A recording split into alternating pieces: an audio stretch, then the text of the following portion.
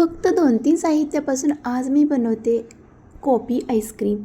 तर खूप काही साहित्य लागणार नाही. अगदी क्रीमी आणि सॉफ्ट हे आईस्क्रीम बनणार आहे. तर आईस्क्रीम बनवण्यासाठी इथे मी अर्धा लिटर दूध घेतलेलं आहे आणि एका वाटीमध्ये थोडंसं दूध काढलेलं आहे. त्यामध्ये आता आपण कॉर्नफ्लॉवर थोडंसं घालूया आणि नंतर इथे मिल्क पावडर थोडीशी घालायची आहे आणि दुसऱ्या वाटीमध्ये इथे आपण कॉफी पावडर घेतलेली आहे.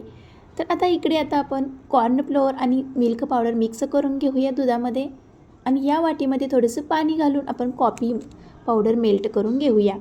आता इथे दूध मस्त गरम झालेलं आहे. यामध्ये साखर आवडीप्रमाणे थोडीशी घालायची आहे. जी आपण स्लरी बनवलेली होती मिल्क पावडर आणि कॉर्नफ्लॉवरची ती घालायची आहे आणि कॉफी पावडरचं पण सिरप घालायचं आहे. आता हे सर्व मिक्स करून घेऊया. गुठळी होऊ द्यायची नाही. आता हे दाटसर शिजवून घ्यायचं आहे. छान शिजले की थंड झाल्यानंतर यामध्ये आपण दुधावरची जी साई असते ती घालायची आहे. व्हिपिंग क्रीमऐवजी इथे मी दुधावरची मलाई असते तिचा वापर केलेला आहे. तर हे सर्व मिक्स करून घेतल्यानंतर मिक्सरच्या भांड्यामध्ये घालायचं आहे आणि छान असं ब्लेंड करून घ्यायचं आहे.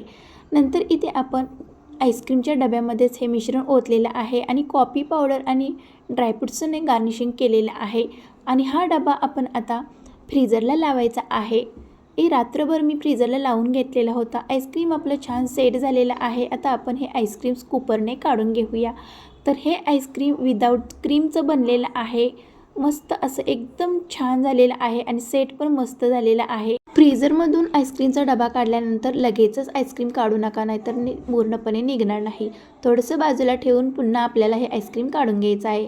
तर मस्त असं हे सॉफ्ट आईस्क्रीम आपलं तयार झालेलं आहे. वरती मी आता कॉफी पावडरने थोडंसं गार्निशिंग आणि इथे चॉकलेट सिरपने गार्निशिंग करत आहे. तर तयार झालेलं आहे आपलं अगदी मोजक्या साहित्यामध्ये कॉफी आईस्क्रीम. रेसिपी कशी वाटली? आवडल्यास लाईक नक्की करा.